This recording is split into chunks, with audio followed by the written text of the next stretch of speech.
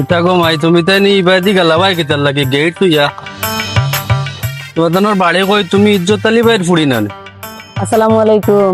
জি চাচা, আমি কাজলি ইজ্জত আলীর মেয়ে। ওয়ালাইকুম সালাম। ও তুমি ভাই গেট তুইয়া গো ভাই সিফা ভাই দি কিতার লাগি আচ্ছা, আমরা বাড়ি এই খিলা তাইনের দ্বারা কান্দে লইয়া আগে টিকা লাগাইলো ভাই আইছি আমরা। আসসালামু আলাইকুম, বিসমিল্লাহির রহমানির রহিম।